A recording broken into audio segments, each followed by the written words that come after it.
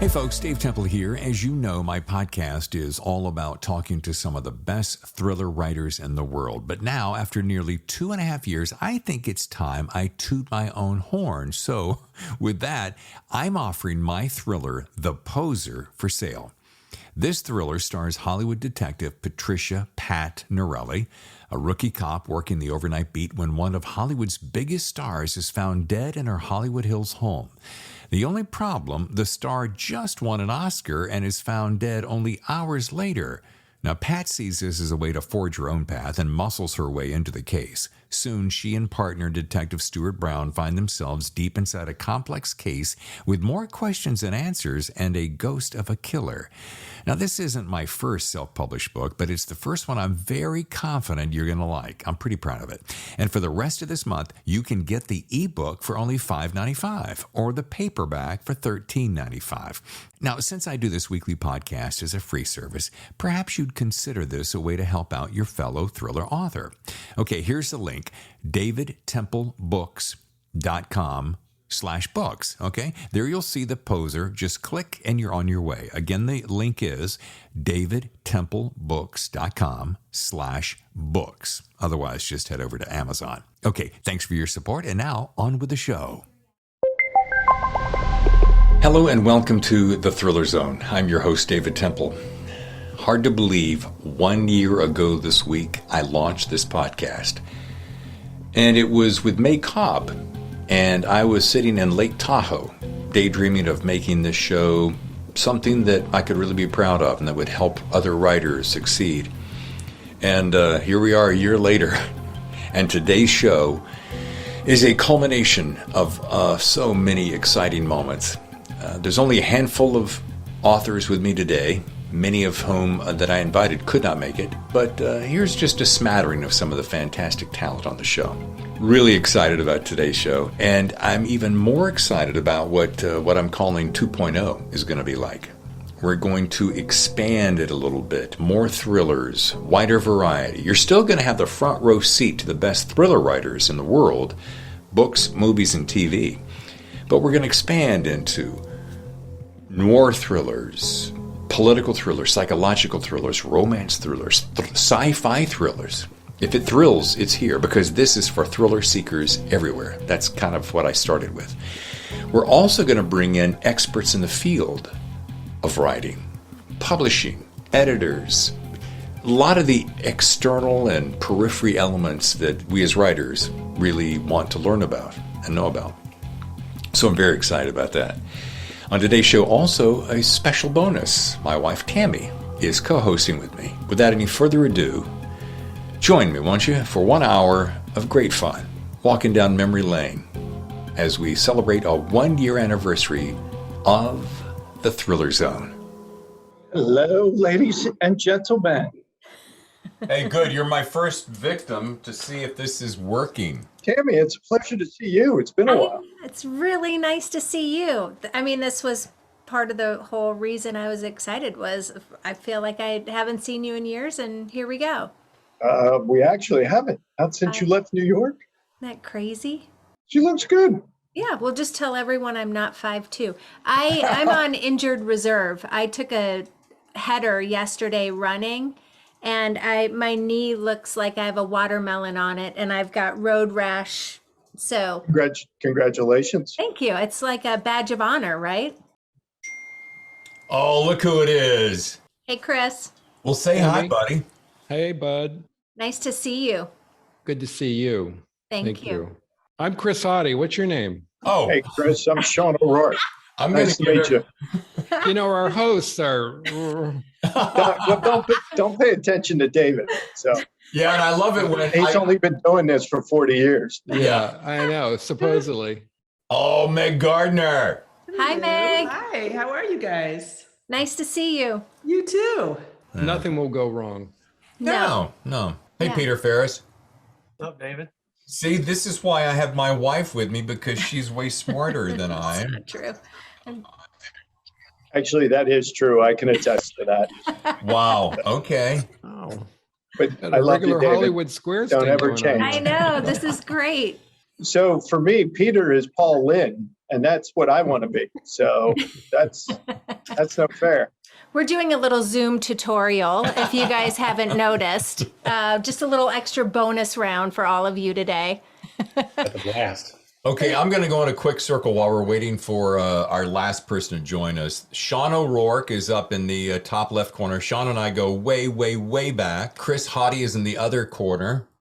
Oh, here he is. Okay. Chris, we'll see Meg Gardiner. Everyone knows Meg Gardiner. Hi, Meg. Hello. Next row, we got Peter Farris, Mark Westmoreland, Joe Goldberg.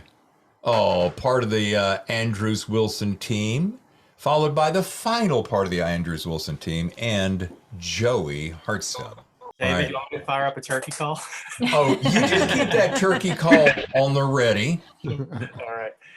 Thank you so much for joining me for this anniversary special. I wanted to say out of the gate, for the record, there's very little rhyme or reason as to who is here and who isn't, because Obviously. yeah. Were you pointing at Brian? It looked like you were pointing at Brian. Which I get.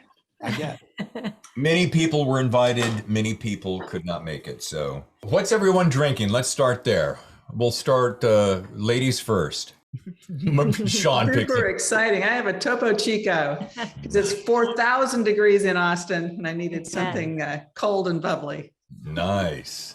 Oh, by the way, the reason Tammy is lower, she took a fall yesterday during a run and did a pretty decent job of banging the shit out of her knee. Oh, no, I'm so sorry. Yeah, thanks. Too bad you shouldn't be running. I think. Right. I know. Someone said, well, that's exactly why I don't run. Why would I do that? But it is a badge of honor. Sean and I have gone down. We're kind of workout buddies in a way. So it's a badge of honor, I guess. But I'm not 5'2". I'm actually 5'7". Just got an ice pack on my knee. The better news is that when she called David actually showed up. By the way, Sean and I go way back to our QVC days, back when I had a short stint as a QVC host on a ancillary QVC channel. He wrote a lot of the material that I said, and so while he's not a thriller writer, he's a thrilling hell of a guy. Oh, thanks. All right, who else is let me see, we got red wine, I think, with Jeffrey, right? Yeah. Whatever my wife was pouring, I think it's a Duckhorn Merlot. Let's see, bourbon with Mark Westmoreland, I've got to imagine. Mm-hmm. Woodford on the rocks. Bubbly with Sean. Bubbly, there we go. Two Brothers vodka soda. Oh, there we Nice. go. Big Howdy. glass of vodka. I'm gonna hit it. You're gonna pick me up off the floor. In Yeah, about by the end. Crystal will be scraping them off the floor. David, I'm drinking something tax-free and off the books right here. Oh. Mason jar. His mason jar. This is grog. It's a little- That ain't apple cider. I don't think. it's apple pie though, close. You can see apples floating around in it. So it's singing. Let me put it that way. It's singing. Well, hey, Joey, how about you? What do you got? I'm with Chris. It's tequila, but Blanco. Hey, this is such a fun time. The fact that we're here now is awesome. And the people who showed up are some of my favorites. At least now. Yeah. Time fillers. Well, we love your show. We're happy to support you. So we're glad to be here. Thank you. That means a lot to me. I do want to give everyone a chance to kind of pimp what they're either working on now. Go get it. Yeah. Just as a backup, and you know, you could certainly do show and tell. I've got, I think I have the books, that were on the show. And I have a couple that are in process. I think that's probably where, Meg, I got to tell you something, man. I cannot wait to dive into this. Yeah, go ahead and Thank show you. me. That's what I just ran out to get. I remember Yeah. to show my drink, but I forgot to bring the book that I've written. That's gonna be tough to top that one. I don't know. I think that should have been the closer, but go ahead, Meg. Meg, let's talk about it too. Yeah, let's talk. This has got to be one of the most exciting things that I've seen come down the pike, and I'm just going to let you run with it. Oh, thank you. I have co-authored Heat 2 with Michael Mann, who, as I hope everybody knows, wrote and directed the film Heat, starring Robert De Niro and Al Pacino, Val Kilmer. And he has since before then, always wanted to expand the world of the stories of the characters in that classic crime drama. And I was asked about possibly collaborating with him. And I thought, well, this is going to be a huge project, taking on something so big. And then I thought about it and said, you know what I've always really wanted to do? Always, and I've never done it, is write a heist novel. I thought, when am I ever going to get an opportunity like this again to write a heist novel about the characters from my favorite heist movie with the man who wrote and directed my favorite heist movie, with these iconic characters in this like epic saga. So we have written not a sequel, not a prequel, but both. Wow. The story starts the day after the film ends with the last survivor of Niels Macaulay's crew, Chris Shirless, wounded, holed up in Koreatown, half delirious, desperate to escape LA. Vincent Hanna, who was Al Pacino's cop, desperate to capture or kill him before he can ghost out of the city. And then it goes to the before and after of the film. It goes back 7 years to Chicago, where Neil's crew is living the life and taking scores all across the country. Hannah's in the Chicago Police Department.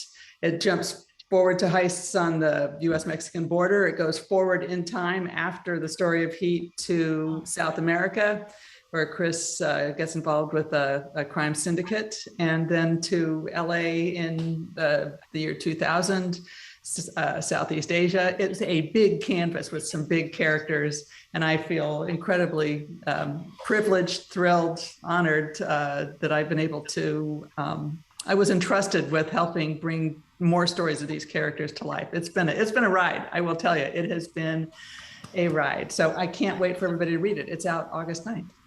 Man, that is so cool. And Meg, real quick, we were talking on social media, and you set us up to go watch a particular show. We got on it right away. What was that?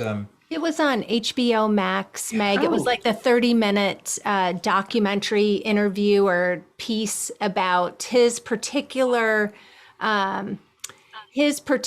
section of the movie, why it was his favorite, and he broke all of the elements of that particular scene down. Right. And I think he had the cinematographer with him and then an editor with him. Is that? Yes, the series is One Perfect Shot, which is hosted by Ava DuVernay, the director. And she interviewed, I think, 6 different directors about picking one perfect shot from one of their films. Michael Mann, Aaron Sorkin's another one of the directors. Yeah. But he picked, out of all his works, he picked a moment in the bank robbery showdown from Heat, and then talked about it for half an hour, basically about what was going on, how he came to that point in his career, what was happening in the film. And I would recommend the series if you're interested in film at all. Just it's fun, it's fabulous. Yeah.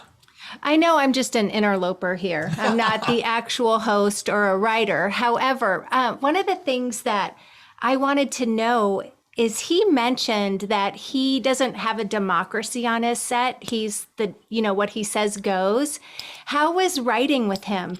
Was it really collaborative, or what was that process? It was incredibly collaborative, but I think when your title on a film is director, that tells you exactly what's going on. But rhymes with dictator. Kind of, but we were enmeshed in collaborating on this. I mean, he had of course had the idea for the story for a long time. So I came to it wanting to honor his deep love, understanding, development of the characters and their lives and the stories, and where he wanted to take it. But, after that, it was literally hashing out every word pretty much in the book from start to finish. It was an incredible, it was challenging because he's extraordinarily accomplished and works hard and gets a lot done and thinks about drama on an elevated level. So it was something that I had to bring my A game every single moment, but it was terrific. Yeah. And Meg, I don't want to blow smoke up your skirt, but you kind of live an A game, so I don't think that was very much of a stretch. Well, that's kind of you to say. You haven't seen the gym shorts I'm wearing.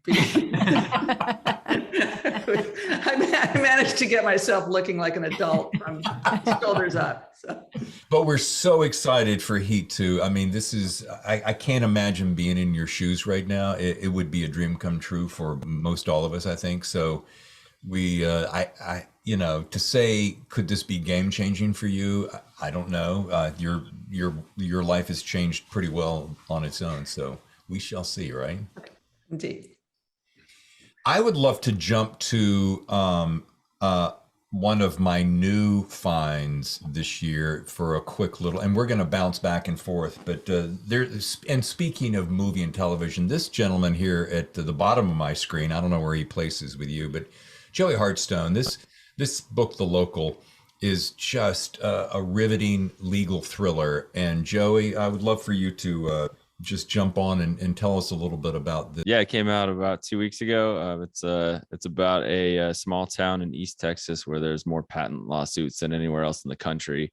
And so there's sort of this cottage industry of local attorneys there who join big city, out of state corporate teams, and they serve as kind of the local voice to try to persuade the juries there.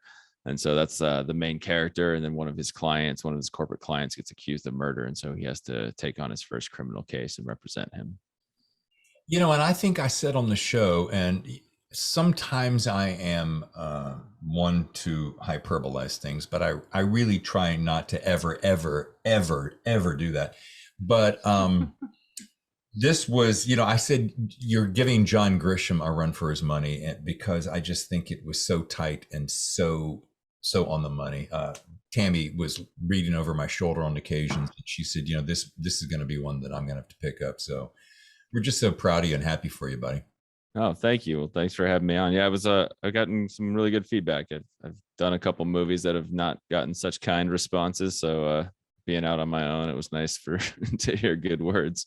I mean, has anyone else heard of Your Honor on HBO? That was one of our favorite shows that we watched and paid close attention to with Bryan Cranston. You were a writer on that show, right, Joey?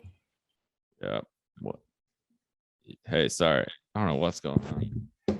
I just paid you the best compliment and you missed it. We can hear you perfectly. Where did you go? You still with us? Oh, bummer. Oh. Boy, you like internet compliment some people, huh? All right, well, He's a Hollywood guy. You can only say bad things to him. Otherwise, he doesn't know how to handle it. While we're waiting for him to come back, Andrews Wilson, two guys who have become really good friends of mine, and my book of choice on this one. There are so many. I mean, I've got a lot of your guys' books in there, but I pulled Dark Intercept because it was one of my favorites. So either one of you jump in and tell us a little bit about that, and then again, any other project you'd like to talk about. Well, I mean, I'll let Brian jump in because he writes all the books. I just put my name on them. I know it's hard to come up with all the words. I mean, other than the title. No, thanks. We love that book. It's a new series that we kicked off with Tyndale House. We publish with multiple publishers, so we're with Blackstone. I think Meg, you're at Blackstone too. They're a great house. That particular book, though, Dark Intercept, was with Tyndale.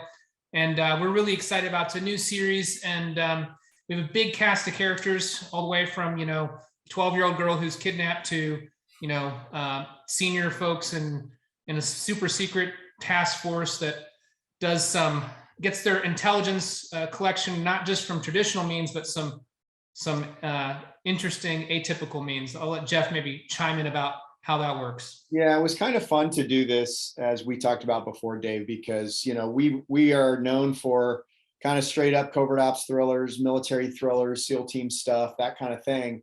And so this was a little bit different for us to be able to put a more speculative element, some supernatural elements that have a faith basis to them. So, you know, having intelligence gathering done by a group of teenagers in a sort of Stranger Things sort of way was definitely different for us, but very, very fun. So everybody on here is an accomplished writer. So, you know, when you have that rare opportunity to step out of sort of your brand, it's so fun, right? It's so exciting, like working with Man, right? That's just such a cool thing. So being able to do something a little different was super exciting, and that's something we got to do in this series. The second book is actually already out. The third book comes out in October in that series, and they've extended us 3 more books in that series. And then Sons of Valor is still cooking. Second book just came out. We're just finished up the third one for next year, and our Tier 1 fans can stop emailing us. Tier 1 is not dead. Book 7 comes out in February. I literally submitted my pass after I come behind Brian so that he does the hard work, but I did my pass on DE and submitted it just today. So Dempsey comes out next February. So we've got a lot going on, staying busy. The golf clap. I love the date. Well, you guys are prolific. I mean, it is crazy how many. And I've just rebuilt some of the cabinets just to be able to handle all the books. Yeah, they need bracing. We're going to try to fill up the entire thing if we can by the next year. So. Well, what I like to brag about with Brian and I is that if you put the two of us together, we're almost one good writer. So that's something to be proud of. Okay, Brian. So I have wanted to jump in on your podcasts with David. I think you guys have talked a couple times because you put a post on Twitter about your love of Kringles. Yes. So we're bonded. Do you say Kringle or Kringla? Kringle. Kringle. And then what's your favorite Kringle? Well, my favorite is the raspberry, of course. I mean, I've tried practically every other flavor, and raspberry, every time I think I'm going to supplant raspberry, I always find myself going back to the raspberry. Raspberry? Yeah. But every year we order at least one new flavor. And I think O&H Bakery is never going to, they know that that's the secret to getting people to come back. So every year they have something new. And your bakery is located where? I order them from Racine, Wisconsin. So, yes. Right there with you. Yep. This is a fun thrill for me because I get to hear everything about you guys. I've read some of your books. I'm a big Meg fan. And so to be here and finally have an opportunity where I can ask questions that I've wanted to ask is really fun. So thank you for indulging me on the Kringle question. Sure. I was really hoping May Cobb was going to show up because she was guest number 1 of the show. And Joe, were you number 2? Or if you weren't 2, you were right around there. Yeah, somewhere in those low digit numbers because you were looking for real people to talk to, and I was missing. Couple of things about Joe. Spy Devils, great book. Number 2, I see you're not drinking Diet Coke. He was doing way too much Diet Coke. I see you've lost some weight. You look fantastic, by the way. Thank you. I gave up on your advice. I finally gave up Diet Coke after 30 years of compulsive consumption, and had a few with the grandkids, but since fall, and then pretty much witty. Then I decided to lose some weight. Well, you look fantastic. And the last time we talked, your living room had just caught fire not long before, right? I burnt the house down, and then I had a flood. So I kind of mashed them all up together within the past 5 years. Yeah. I burned it down about 5 years ago exactly, rebuilt it, and then came back from my family thing and found water in our basement about 6 months ago, or about the time of our talk. Look at Meg. She just went through this, didn't you? Like a year ago? Yeah. Our house. Is this a thriller author thing? Watch out, guys, because our car caught fire in the garage last summer, and I'm still in the rental house while the rebuild is finishing up. Yeah. So yeah, that's 2 insurance policies though: car and house. The way to go. Yeah. Hey, speaking of insurance, I want to say hi to my good friend Sean O'Rourke, who's been with us for many, many years, and his wife works in the field of insurance. He actually owns the brokerage firm I consult for. Sean is one of those guys that we would sit around. we worked in Westchester where QVC was back in the day, and then I moved out to LA. He came out. We'd sit around and jot down thriller stories, movies, book ideas. And matter of fact, Sean, do you remember one afternoon we're sitting out there, maybe Ventura Boulevard? I had this idea. I jotted it down called Rewind, and ended up turning it into a short film. I mean, I still have the DVD bedroom there. DVD. Makes sense. All I need is a DVD player, and I can watch it. Chris, we're coming to you, but I do want to get Peter Farris. I want you to work on I want you to prime your duck call, but turkey call. Sorry. While we're doing that, we're going to say hi to Mark Westmoreland, who wrote this tiny novella, A Violent Gospel, which will bitch slap you in the face. It was one of the quickest, fastest, funnest reads I had this past year, and I'm glad he could get on the show today. Hey, Mark. It's a pleasure. Happy to be here. A Violent Gospel is like my love letter to Dukes of Hazzard.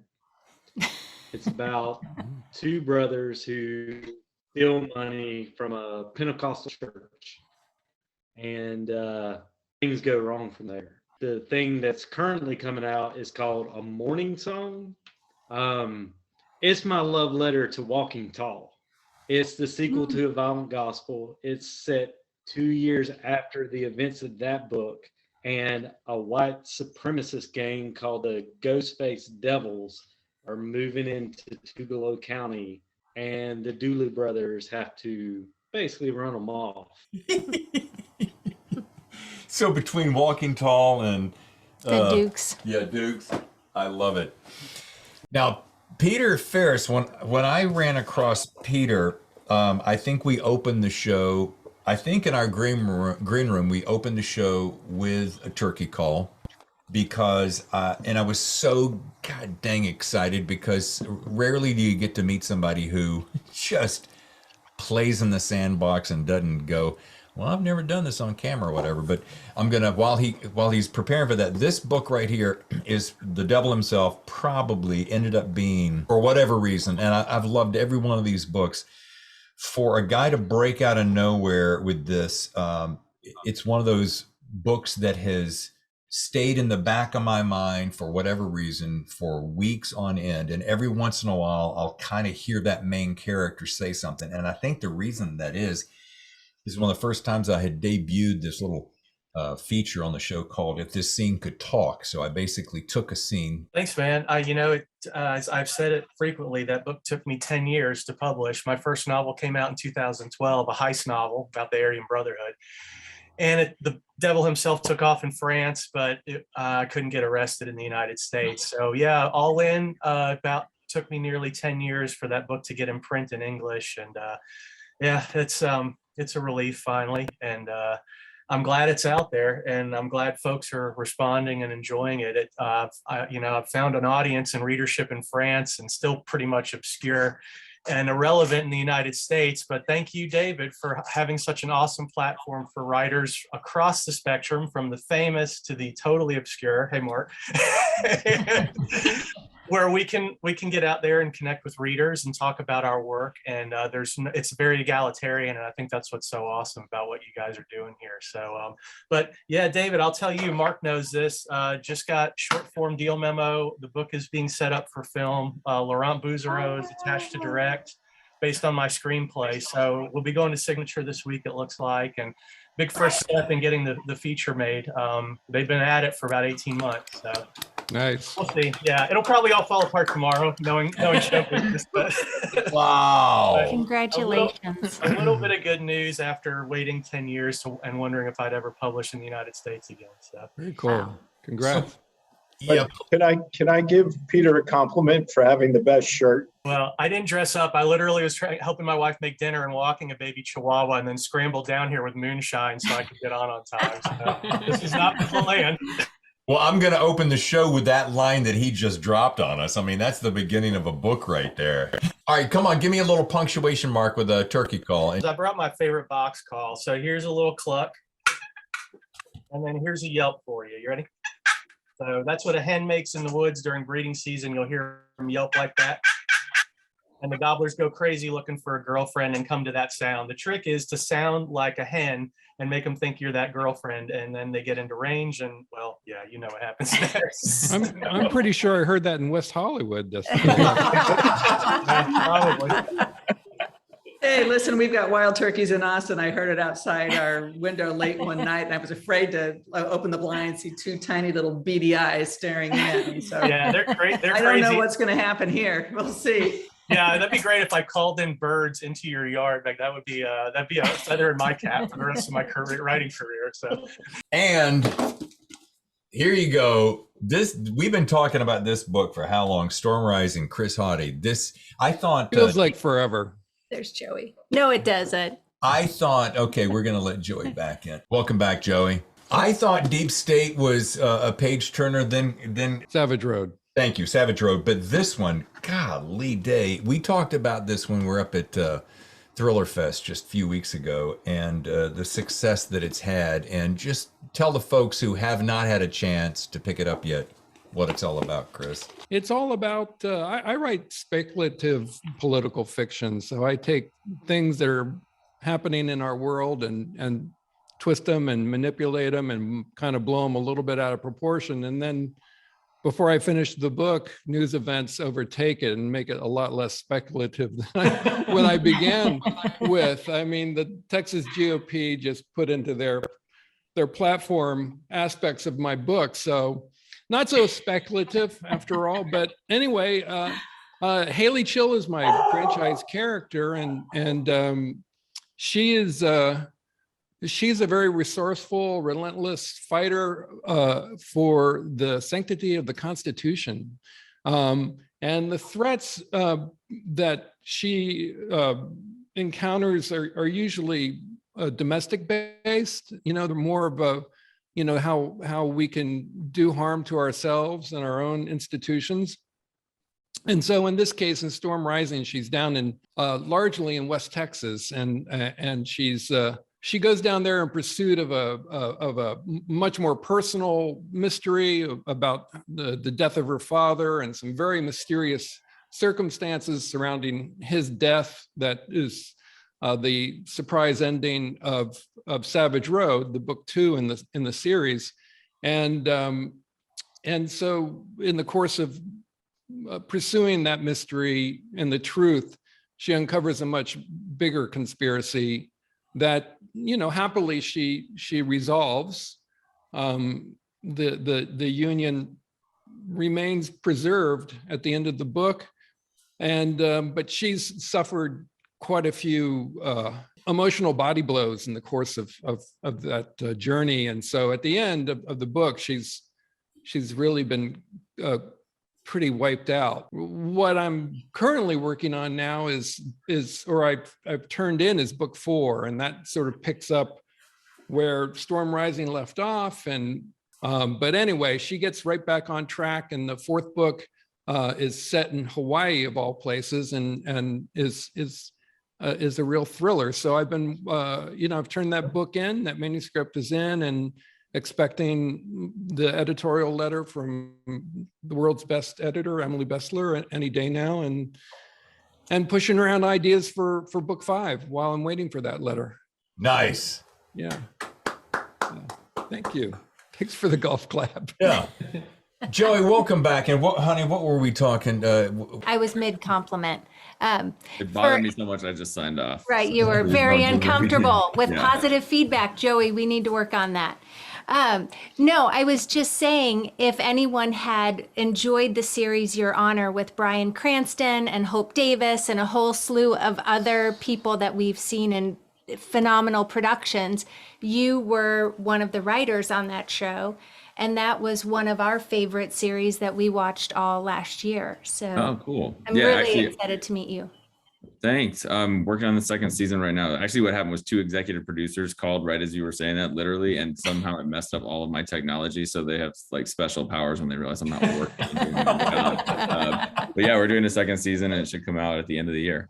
Cool. I can't wait. One of my It's a favorite great series. One of our favorite shows ever. I don't know, man. And Bryan Cranston, I mean, forget about it. All right, folks, we're going to take one quick short break. And when we come back, we're going to find out each one of these guys and gals, their favorite moment in the first year of the Thriller Zone. Stay with us. Have you ever heard this phrase, hope is not a strategy? You know what that means, right? You can't put something out there and go, man, I hope it works. Does that work for you? Does that work for anybody? Does it work for any kind of business? No. If you're an author like me, you want a website that is professional, clean, sexy, flawless, secure, and everybody takes care of all the little details. Because I don't know about you, but I'm putting in the time, putting out words. Words are my business. Website building is my business. AuthorBytes.com. I found them. You can too. Let me save you the time. Go to AuthorBytes.com. Sign up for a 1-year contract. Get 3 months free. Tell them Dave Temple from the Thriller Zone sent you. Leave it in the hands of a professional. Forget about updating all those plugins and stuff. Go to AuthorBytes.com today. Use the code THRILLERZONE. Get 3 months free with a 1-year contract. You've probably heard me talking about coffee, haven't you? And my passion, my love of coffee, right? I mean, I like hot coffee. I like cold coffee.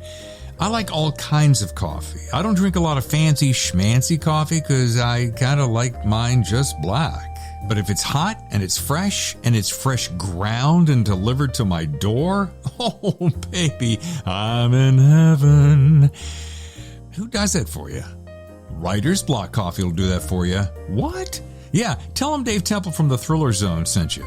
Better yet, use the code THRILLERZONE and you'll get 15% off your first order. Yeah, 15% off your first order. Who does that? Ben at Writer's Block Coffee does that. You put in your order, it's roasted right there, ground to order, delivered within days. Doesn't get much better than that. If you like coffee as much as I do, and I spend way too much time drinking it and talking about it, then you're going to have to check out writersblockcoffee.com. Use the code THRILLERZONE, and you're going to be percolating and sipping and enjoying Writer's Block Coffee. Remember, writersblockcoffee.com. Use the code THRILLERZONE. Hey David, Wanda Morris here. I just wanted to reach out and wish you happy anniversary. This is such a wonderful milestone. And I also want to thank you for being so incredibly generous to new writers like me. I wish you nothing but success and happiness in the future. I can't wait to talk to you again. All my love, all my best. Mwah! Hi David, this is Ben Sobiak from Writer's Block Coffee. Just wanted to wish you a very big congratulations on 1 year of the Thriller Zone podcast. That's an amazing achievement. I, as a writer and a reader, I look forward to each episode because you put a ton of time and a ton of care into each episode. It really makes the Thriller Zone something special. David Temple, congratulations on wrapping up the first season. You brought on a pretty impressive list of scribes and guests this last year, so I bet you will top yourself on year 2. Happy anniversary for the Thriller Zone podcast. If you haven't had a chance yet, take a listen. Happy 1-year anniversary to David Temple and the Thriller Zone. Hey David, happy 1-year birthday for the Thriller Zone, my favorite thriller podcast. You have just had a who's who of people on your show. I can't wait to see what you have in store for year 2. Hey David, congrats on the Thriller Zone to be such a great hit. Dude, that's awesome. What's up, David? It's Scott Blackburn, just sending you a congratulations on 1 year of hosting the Thriller Zone. Cheers. 1 year on Thriller Zone. Congratulations to you and your team as one podcaster and content provider to another. Listen, buddy, I know what it takes. I know how hard you work. You and your team have hit it out of the park. David's so pumped that the Thriller Zone is killing it. I cannot wait to see what's in store for next year. Congrats, man. Hello, brother. I was out walking the hood, got to thinking about you. I am so proud of you. You have put all the pieces together. You are so mad talented. The world is definitely a better place with you in it. I want you to keep pursuing your dream, man, because you are making it happen. I love you. Mwah. You're listening to the Thriller Zone. And now back to the show. Anybody want to start? Your favorite moment of the year? My favorite moment is the whole concept of this podcast, which is that you bring on writers, and there's nothing we love to talk about more than writing. And we get to talk about it with you, who loves writing. And it's the repartee, it's the banter, it's just finding out where the conversation goes. And it was also when I logged in for this Zoom tonight, you had a holding page up, and it said something like, "Welcome to Dave and Tammy's Naked Mondays on Zoom," or something. It was somebody titled it something, and there was like a whole list of, are you here for which of these more preposterous fake podcasts? So I appreciate you warming up the panelists, so to speak, with letting us know the whole attitude with which we get to approach this, which is great, but doesn't have to be too serious. Thank you, Meg. You've always been so kind with your time. And, the thing that I've always loved about the show is whether you're, clocking top of the heap to guys who are just breaking out, Thriller Zone should be a place that everybody can, if it's thrilling you, I want to be talking about it, whether it's a TV, film, or book. So I'm glad that has resonated with you. Hey, who's next? Who can think of one? Just raise your hand. We'll go with it. One of your favorite moments of this past year. Go ahead, Mark. So I've got kind of a 1A and 1B. The first is when you had Peter Farris on, because he should be a worldwide household name. The Devil Himself is probably one of the best books that have come out this year. So I appreciate the fact that you had him on.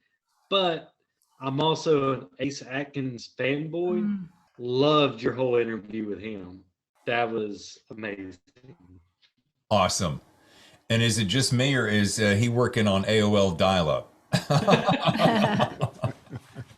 Mark froze. Yeah. Who's next? Who's got the hand up? Jeff? Yes. For me, it's not about one particular moment. I kind of agree with Meg. What's fun, Brian and I have had the honor of being on several times now, and we appreciate your hospitality every time. But what's cool you write so damn much. Yeah. Sound like my wife, Chris. Stop it. I think what's cool about this format is that you're a storyteller. I mean, all of us can appreciate that. We've all been on podcasts where it's like, where do you get the ideas for your stories? And it's just horrible. It's like practicing bleeding. But we get on your show, and you're a storyteller, and the nuance, the little things that, as a writer, you spend, Brian likes to say, we spend like 90% on the part that like 2% of the readers even get, but it's our favorite part. And like every time we've come on, right out of the gate, you're like, so I noticed this, and we're like, oh my God, I love this guy. So it's kind of a different experience, because you're a talented storyteller, both in media and in books, that you get those nuances, and you're able to sort of flesh out some of the process without, there's process podcasts and interviews that are also a little tedious because it's too technical, but yours is just this perfectly balanced conversation. Every time we've been on, I feel like we've been on 5 minutes and you're like wrapping it up. Now, it's possible that we're so boring that we were only on 5 minutes and you're wrapping it up. Now that I think about it or say it out loud. But yeah, I think that's my favorite thing about the show just in general. Well, God, thank you so much. I'm humbled by that. It's very nice. Yes, Chris. I feel like I have to counter program the David love here with my is it a favorite moment or most embarrassed moment? And it is about me, because I'm a narcissist. So I'm gonna talk about the first 5 minutes that I was on your podcast, and I was outside, and we had both gotten our coffees and sat back down, and somehow we started talking about other podcasts maybe, but I began to complain about another author who went unnamed, but you're not supposed to do that. And I'm complaining about another author. And then I said, we're not recording, are we? And you said, of course we are. So that was my least favorite moment. It could have been worse. It could have been worse, Chris. He could have said, no, we're live, man. We don't. Oh, he used it. It's in the podcast. And I've hated you ever since, Chris. No one present, believe me. That's hilarious. My favorite thing that you did, David, no one else has ever done this, is you had us on and you brought back clips from the last time we were on. You're like, the last time you were on, you said this, and I'm going to play it now. And you queued it up and played it. And I remember thinking, man, I'm dumber than I was the last time I was on this show, because I don't think I'd think of that today. So thank you for trying to make us look smart by picking our best clips from the previous show and recycling them. So he was so pessimistic that we had additional thoughts that he loaded it up. He's like, I've probably got everything they've got. So maybe we'll just do this. Oh, that's so funny, Brian. Thank you. Joe, come on, give me one. I'm gonna go forward to the general too. I listened to him, and I'll go with the storyteller thing, because we're all writers or storytellers, and to get in the environment just to talk about some things without saying, "Oh, here's my book, and I suffered on the back alleys of this, and here I am, made it, and you didn't, ha ha ha, look at me," to make everybody else feel bad. You asked this question, like, I can't remember who it was. It was Adair or somebody who you were talking about things that you kind of didn't think you would need to do, but you ended up doing them because you had to. And then the story came out of this connecting with people moment. And because you're a person connector, it really, I don't know, I'm not going to blow smoke up your skirt either, because I can't see below your waist. I'm assuming you're wearing a skirt. It was a moment of sort of a warm kind of, you don't need to be as special to be somebody. And that kind of theme kind of goes through several of your lighthearted, humorous story kind of feel. And I appreciate that. Being early on and being a nobody, it really, makes you say, okay, I can be a somebody, because I had those experiences. I have those same stories to tell. So thanks for that. Awesome. That is so nice. So kind. Peter, did I see your hand go up? Is he frozen? I believe he's frozen. Sean. Well, I'm going to do it just because it felt like old times. We just kept riffing. I mean, we've known each other, as I think about it, 27 years now. So it was just like sitting in, well, you lived in Devon. You didn't live in Westchester. You lived in Devon. And that's where we used to hang out, and then visit you the one time in LA, and only you could get me to LA. Nobody else could. That was the good part. And then the fact that I got a great compliment by somebody who watched the episode, who said I scared the crap out of them, and talking about technology and what have you. And I thought, you know what? That's what I'm here to do. I did my job. So that was the good part. And Sean, in like 2 sentences, tell our friends exactly where that comes from, because while you do consult and counsel with the wife, your real oomph with Syzygy 3 back in the day is tech security. Yeah. So I spent 20 plus years in various forms of technology, most of the times trying to keep the bad guys out. And that's turned into a no-win proposition. So I got out of that. Now, basically, I prepare companies to be hacked. How cool is that, guys? Talking about material to write, right? Yeah, I'm saying the same thing. Can I call you? Yeah. I think we're all thinking that. Well, actually, believe it or not, that was half the episode, was talking about how very few things get the technology right. Less so in books, because you have more room to get it right in books, but in TV, movies, and other types of media such as that. I'm going to put you on the spot real quick, because this is a great think tank that might be able to answer that question. You sent me an email maybe 4, 5, 6 weeks ago. Throw it in front of these people and see if they have a better idea of that connection than I did. So I got the connection that I need. I just can't get in touch with her, but I'm looking for people who work at the Jet Propulsion Laboratory out in California. Even better if they have some connection with either of the Voyager mission. Have an idea for a story, of how the world reacts if one of the Voyager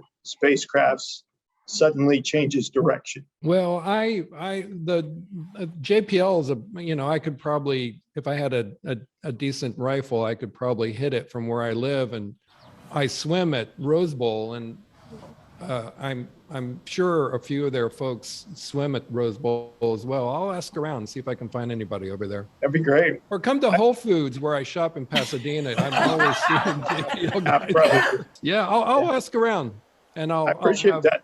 I'll have these guys hook you up. Awesome. Meg, how you doing on time? I've got a couple more minutes here. Okay, I'm going to throw a hint to you so you can be meditating on it while I go down to Joey and ask him his favorite moment. But Meg, we're going to be coming up on rapid fire questions here shortly. And if you were to play one character from your book, anyone, who would it be and why? So think about that. Joey, what was one of your favorite things this past year? Because I think you're a newcomer to the show, relatively newcomer, right? Yeah. I kind of echo what everybody said, but I tried to listen or watch everything I went on before I went on it. And the first one of yours that I watched was the interview with Scott Blackburn. And it was the first time I was just watching because I wanted to do research because I don't want to look like an idiot when I went on other people's stuff. But with yours, that was the first time I was like, oh, I'm going to buy that book. And then I realized, well, that's the show you want to be on because the interview was so interesting. It actually made me want to buy. So I hope I had a little bit of that on yours as well. But it's just that, you just listen and have a real conversation and you ask the questions that I want to hear. So I appreciate that. Man, thank you so much. God, that means so much to me. That's the best compliment you can get from an author. You're selling books, David. Yeah. Wow. Tammy, you're going to have to move out because you're not going to be able to live with him much longer. Peter. Yeah. Did I get you yet? Not yet. I can be brief if you like. No. You froze a couple minutes ago, so I'm glad you're back. Yeah, I think I'm okay. Hopefully I'm not. Doesn't sound like I'm stroking out or something with y'all. So all the Southern guys y'all have had on as crazy Southern dudes, Mark Westmoreland, JB Stevens, Bobby Matthews, obviously bigger writers too. I've really enjoyed those. Scott Blackburn, like all these great up and coming writers. I feel real kindred, like they're kindred spirits. Probably my favorite though, you asking for advice, writing advice, and it just runs the gamut. And one I think was May Cobb.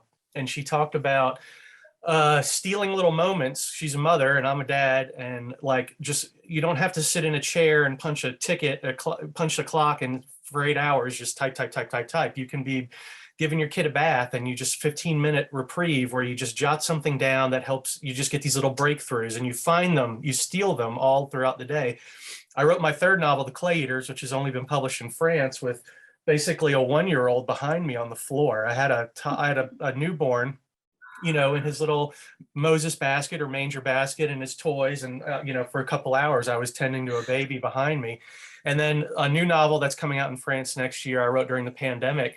And we pulled our son from daycare. So I was like taking care of this crazy 5-year-old and trying to write a novel too. And I was constantly stealing like little moments of just like of sanity where I could jot down a line of dialogue or make a note about a scene, esoteric stuff that only writers understand, but it helped me keep that propulsion and like get the work done eventually. So that resonated with me, her advice. And you have so many writers dropping juicy tidbits like that. So that's what I love about the show, for sure.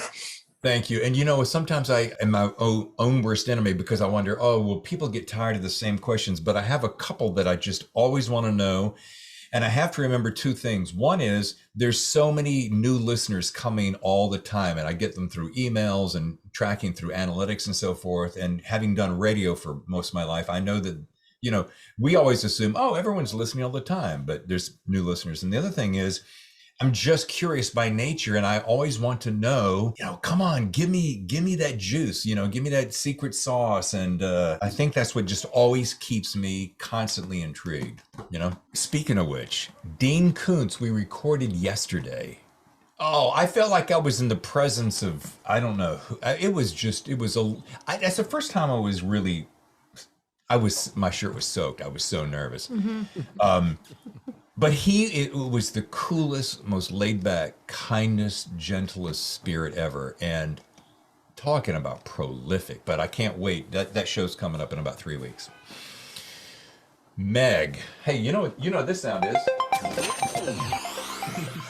So a little rapid fire questions, and I'm gonna guess maybe Heat 2. I don't know, but if you were going to get to play one character, and I know a lot of people go, oh, but I'm not an actor. Yeah, but let's just pretend you can.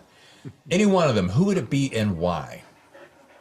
I'm going to save Heat 2 and kind of tease it because I get to come back on with you later this summer, I hope. Yes, ma'am, of course. I'm going to keep you hanging because my job is to keep people in suspense. That is what I do. So I will say that one character I would play from my books would be Caitlin Hendricks, who is the protagonist in my Unsub series, because she's younger, taller. She runs faster, jumps higher than I am. She's an FBI agent. And she's a profiler, so she's an excellent judge of character. So you know, she knows who's hiding something, which is a great skill for people to have. And she's a redhead. All the cool people in my family are redheads, so I made her a redhead. So that's who I'd be. That's awesome. And yes, I don't have my calendar in front of me, but you're here in just a couple of weeks. Jeff, let's go with you, and let's do Andrews Wilson one after the other. If you're going to, and there's so. And we only have a few minutes, so with all the books, I know we've got a stack to pull from, but give me one, Jeff.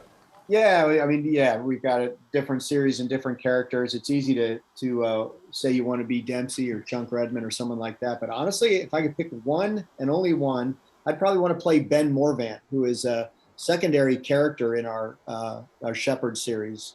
Dark Intercept. You don't really meet him until Dark Angel and Dark Fall. But I love Ben Morvant, not just because he's the seasoned, calm guy, but he's a guy I relate to because he's been through a lot of violent things in his life and he has somehow found peace.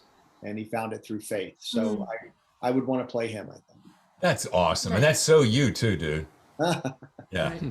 And guys, I've got to bail. So thank you so much for having me on. This is great. Meg. Congratulations again. Hi, Meg.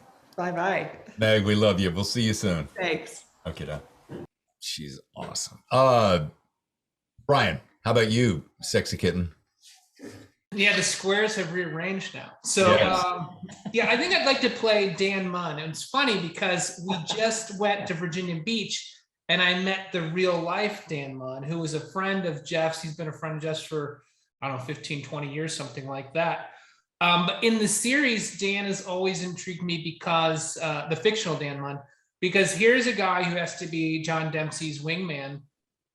And like Jeff said, I think I can't really imagine playing John Dempsey, but to actually be sort of in the presence of this fictional, badass would be pretty interesting. So that's my answer, Dan Munn. I love it. Let's go with Joe and Sean. You're going to have you're up next. So you're going to have to think outside the box. Maybe one of the books. Don't worry. Okay. I got something. Okay. I figured that. Joe, how about you, buddy? Well, the main character of my books is a guy named Bridger, who has got a sort of a CIA-ish relationship with Mother, covert action background. But my books are based upon my autobiographic story, so it's kind of hard for me to take myself out. My first book, I was sort of the lead character. In Spy Devils, I was the lead character until I wrote Bridger. And I'm not interesting. This guy's more interesting. So everybody say play Bridger, but I think I like the minor characters of. He was a guy named Peter Schaefer who worked for corporate, was just a mope, did his job, ended up being stuck into the world of espionage, not knowing what the hell was going on, and had to figure out what was happening to his life and to this world to keep his job. And just an everyday drone bee going into work and having his bosses tell him what to do and trying to get fired and keep the health care. And that's, I wanted to connect with people. So I really connected with him because it was sort of me. Yeah. And I have something like that in every book because it's sort of, all my books are based upon my different phases of my life. Yeah. And so the next one will be politics and things like that. Perfect. All right, Sean, let's hear it. So as the only non-writer on this episode, I'm going to actually go with an actual author. And I'm going to go with the author who actually got me into reading, because my mother told me to read the first book in what turned out to be a trilogy, and it got me so hooked. that I haven't stopped reading since. And I'll say, if I could be any author, it would be Robert Ludlum, because my mom is still a voracious reader, and she read The Bourne Identity, and I think I was 11, 12. She gave me the book, and she said, "Read this." And I said, "I want to be outside. I want to be playing."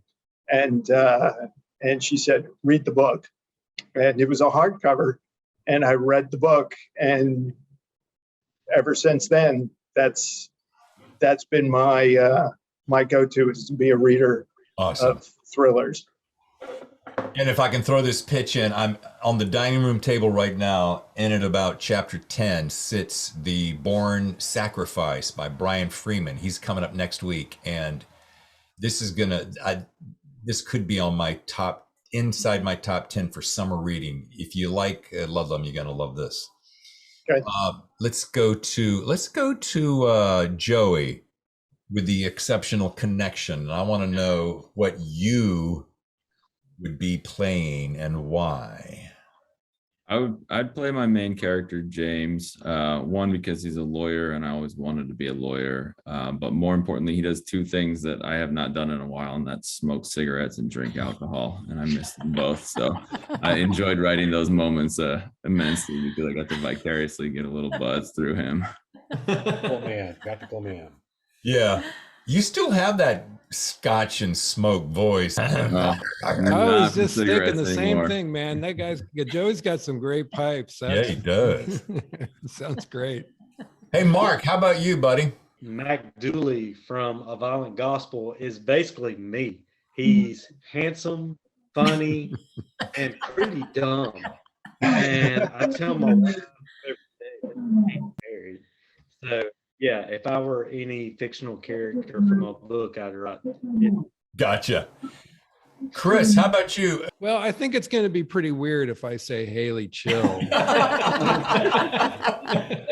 A 25-year-old blonde, blue-eyed, ass-kicking female from West Virginia. So it's how I've always thought of you, Chris. Oh, you know. So I'm going to go with Andrew Wilde, her handler, I guess is what he is. And he's why I would go with him is I guess he's kind of like me in some ways, but he's sort of he's not terribly agreeable, and he kind of works with Haley in what could be described as a tough love kind of relationship. I mean, he gives her a hard time, and he isn't always supportive, but ultimately, I hope that the reader would get the sense that he's very much interested in her well-being and respects and admires her with great paternal affection. So he's a good guy. I haven't done a lot with him in the books yet. And someone smarter than me said, you got to do something with him and explore, deeper into who Andrew Wilde's all about. So that's an arrow I've got in my quiver that I'm going to use one of these days. I like it. Hey, as we get ready to wrap up, I would like to ask this entire crew, any questions that you have for my lovely and beautiful and talented wife? Why'd you marry him? How do you do it? Why? I was going to say, David invited me and my wife to dinner with you. I don't know if he does that with every guest, but that felt like an open invitation. So Encinitas has an open door policy. Anytime you're down here, just give us a call. Yeah. For sure. Yeah. Well, I just think you should make more appearances. I mean, yeah. I mean, David is charming, but he's not that great. I mean, yeah. So let's get you on the show some more. Yeah. Keep the energy up. Yeah. Thank you, Brian. Thank you, Chris. You look up the better half in the dictionary, and we'll see a picture of Tammy. So yeah. Sure. There you go. Actually, Tammy proves David does have a brain. There you go. Definitely the best thing I ever did. Thank you. We used to have a podcast called Dave and Tammy Tour Podcast. Here's what we did was we're moving from New York City to Los Angeles, and we wanted to keep in touch and have our family kind of, travel the road with us. So we shot little miniature videos all along the way and did little, like 10-minute podcast. And we got more traffic, all of that silly things. So when we landed in Encinitas, and over cocktails and conversation, the hilarity ensued. So It was a good time. Yeah. Yeah, it was fun. It was fun. They were good. I'll give you that. They were good. Yeah, thank you. The later in the show, the deeper into the cocktails, the more interesting the conversation. We'll just say that. Well, guys, I was going to have hats and blow whatever those, all that bullshit for the party, but thank you so much for joining us for this 1 year celebration. I cannot believe it's been 1 year. It's experienced steady growth, some of the greatest authors literally in the world. And I don't want to give out all the candy in the lobby, but I've got a list of who's coming up in August, September. We're booked into October and into November, and we have a stellar lineup. I mean, it just keeps getting better, and I feel so blessed and grateful to have you guys as friends and mentors. And yeah, congratulations to you. Congratulations. Yes. Absolutely. Continued success. Hard work and dedication. Yeah. And Tammy, stay on your feet. Yeah, no more face plants and road rash. Well, at least not before big recordings. Right, So- there we go. Yeah. Thanks, Sean. Chris, I'm going to be talking to you probably in the spring over your next book. I think we kind of threw that around at Thriller Fest. We're going to be getting together, though, before then, we've already talked about. Mm-hmm. Jeff and Brian. Brian, you're going to be talking to me about a new feature on the show. Jeff may be a part of that, but you remember that little idea that we tossed around at Thriller Fest? And Jeff, we have other things to talk about, hopefully very soon. We'll leave it at that. Joey, we cannot wait. Geez, we cannot wait for your honor, as well as what's happening next with the local. Peter, nobody does ducks and turkeys and deer like you, buddy. And that devil himself, when I got a chance to do that little bit of the audio, that's opened up some new doors just because somebody finally heard it, and I'm totally excited about it. We'll share it more very soon. The other thing that was fun about Peter's podcast, not to step over Yeah. you, is hearing the perspective of publishing in another country versus publishing here in the US and that experience. It was really interesting and fascinating, Peter, that you were able to share and talk to that level. Yeah, I'm the Jerry Lewis or Woody Allen of Southern Noir right now. And that's cool. It's fine by me. So. Joe, I'm waiting to see what's next up your sleeve. I'm very anxious. Yeah, I'll hit you in the fall. I think the next book's coming out late fall, early winter, something like that. So I'll hit you up. Okay, awesome. And Mark, I know that you keep me pretty well in tune to what you're doing. So I think that's pretty close, isn't it? Isn't it? September. Got it. Cool. And Sean. Yes, sir. When are we going to get together again in person, do you think? Considering Susan might have to spend a week in LA, maybe sooner than we think. So, because she needs a chauffeur. There she told me. is. So here she is. Come on, Susan. Susan, say quick, hi. Quick, say hi. Oh, look at you. What's for dinner, baby? Dave. Yeah. I told you it was on his 1 year anniversary show. No. It's these little impromptu moments, David. Yes. I love it. The storytelling. So you now understand how much my wife actually listens to me. Yeah. And here's what I said. And check out my book. And she pimps her book. I love it. That's Okay. awesome. That is not a thriller. But we're thrilled to see her. Yes. Boom. Yes. Guys, thank you so much for taking the time out. We're a little bit over, but raise your glasses if you still have any. My little gin and tonic is pretty watered down. Cheers to each and one of you. Thank you so much for your love and friendship and the good work that you do. I'm honored to be friends with you. Thank you. I'm looking forward to reading everybody's books too. Everything sounds great. Yeah. So nice to see all you guys in person. Really fun and exciting for me. Thank you so much. Thanks, Hey, Tammy. best of luck to everybody. Good luck. I'll be on the lookout for the new releases. Is Cheers. that it? Yeah. See you next time on another Thriller Zone. Adios. See ya. Everybody. A very special thanks to, in no particular order, Chris Hauty, Meg Gardiner, Joe Goldberg, Sean O'Rourke, Peter Farris, Andrews and Wilson, that's Brian and Jeff, Joey Hartstone, Mark Westmoreland, and all my friends who called in and sent their videos. And of course, a very special thank you to my lovely and brilliant wife, Tammy, my partner in this adventure of a lifetime. Now, as I said at the top of the show, stay tuned for the Thriller Zone 2.0 beginning next week. And to give you an idea of who's coming in July, Jane Friedman, Brian Freeman, Amina Akhtar, Eli Craner, Sarah Pierce, and the legendary Dean Koontz. Then, before summer ends, we'll welcome David Ellis, Rick Bleiweiss, Kelly J. Ford, Ryan Steck, Super Agent Gina Panettiere, Nick Petrie, Wanda Morris, J. Todd Scott, Adam Hamdy, and Meg Gardiner. I'm David Temple. We'll see you next time for another edition of The Thriller Zone.